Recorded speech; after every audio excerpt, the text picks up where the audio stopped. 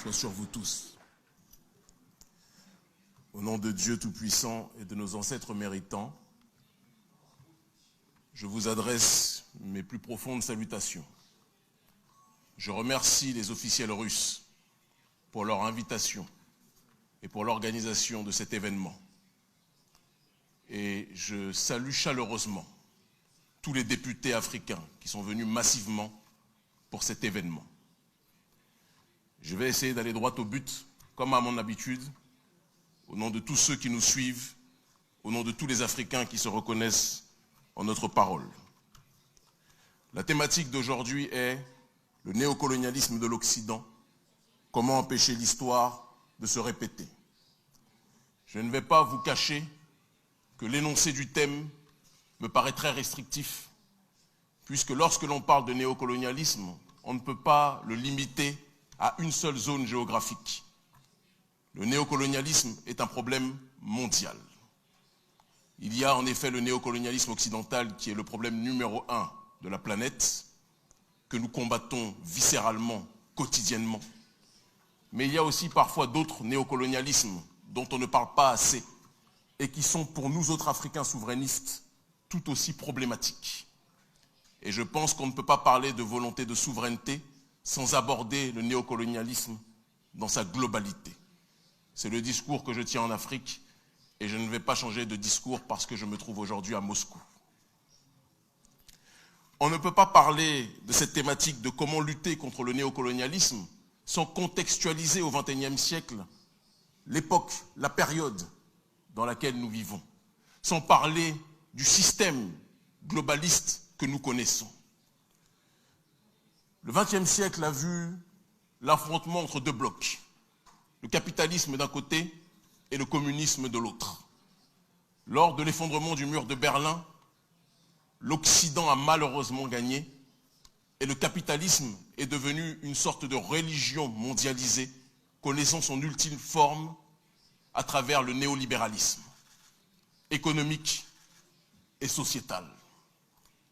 Le néolibéralisme économique est devenu quasiment une religion mondiale, de telle sorte que tous les pays du monde, même ceux qui critiquent l'Occident, ont fini par intégrer ce système économique comme étant le leur. Un autre néolibéralisme, par contre, est devenu beaucoup plus critique pour bon nombre de peuples. Le néolibéralisme sur le terrain sociétal. Un néolibéralisme qui impose sa vision du monde, la destruction de la famille, la théorie du genre, la destruction de tout ce qui a trait à la spiritualité et à la religion, et la propagation et la promotion du matérialisme. Face à cette arrogance occidentale matérialisée et illustrée par ce courant, beaucoup de pays ont décidé de se lever pour résister à l'arrogance du monde unipolaire occidental. La Russie, la Chine, l'Inde et bon nombre d'autres pays ont décidé de se lever pour opposer, pour donner leur veto face à la volonté de l'hégémonie du système occidental. Et c'est donc au milieu de ces deux blocs, de ces deux pôles, l'Occident d'un côté, qui veut un monde unipolaire, et les autres pays tels que la Russie, la Chine, la Turquie, mais aussi l'Iran, qui veulent un monde multipolaire, que la guerre des mondes se déroule. Et au milieu de ces deux blocs, l'Afrique est en réalité le terrain de prédilection de l'affrontement entre ces deux mondes. L'Afrique est par conséquent, qu'on le veuille ou pas, une nouvelle fois, l'arbitre de ce monde. L'Occident agit à visage découvert sur le terrain du néocolonialisme, à travers ses ONG, à travers ses bases militaires, à travers la corruption de nos dirigeants africains, à travers son hégémonie culturelle dont parlait Gramsci, hégémonie qui est de plus en plus présente dans le cœur de nos élites africaines. Et face à cet Occident, d'autres partenaires viennent en se présentant comme des amis, la Russie notamment, la Chine aussi, et d'autres pays, en déclarant qu'ils veulent nous aider à lutter contre ce néocolonialisme. et nous les remercions.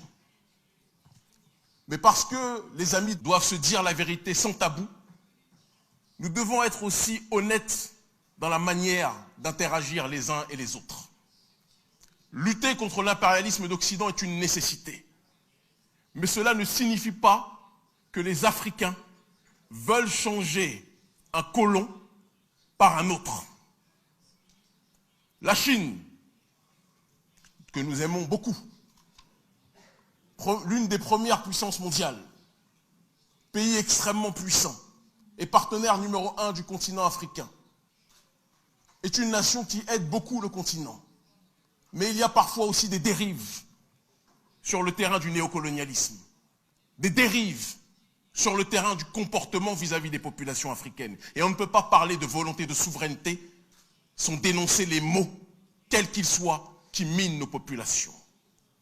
La Russie, qui est notre partenaire, un partenaire que nous remercions pour son soutien appuyé à nos populations.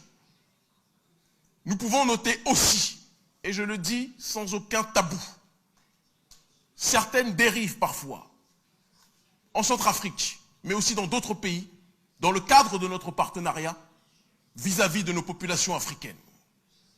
Je sais, ma parole n'était pas celle que vous attendiez aujourd'hui, mais je suis venu en tant que souverainiste africain pour dire la vérité. Une amitié s'appuie sur la sincérité. Et si nous voulons lutter contre l'impérialisme sous toutes ses formes, nous devons appliquer le principe de la réelle réciprocité. Les représentants et les ressortissants africains qui vivent dans les pays de nos partenaires qui s'opposent à l'hégémonie d'Occident connaissent parfois un certain nombre de difficultés, parfois de discrimination, parfois d'exclusion au sein des pays qui se disent être nos pays partenaires. Nous ne pouvons pas pointer du doigt l'arrogance occidentale si nous ne corrigeons pas les problèmes qui existent sur ces réalités. Un partenariat se dresse sur le terrain de l'amitié véridique, de l'amitié véritable, en essayant de ne pas répéter les erreurs que l'impérialiste occidental a commis. Nous voulons un monde multipolaire. Nous voulons un monde où l'Afrique, la Russie, la Chine, l'Inde, l'Iran et les autres résisteront de manière efficace à l'impérialisme occidental. Mais nous combattrons avec toute notre force, toute entité, toute force politique qui pensera que l'Afrique est un terrain où on peut se servir sans respecter les populations.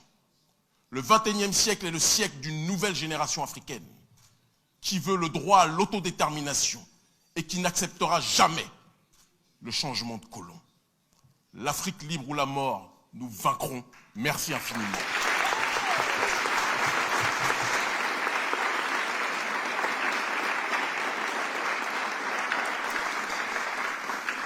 Большое спасибо, merci beaucoup. Merci, Monsieur Kimi Seba.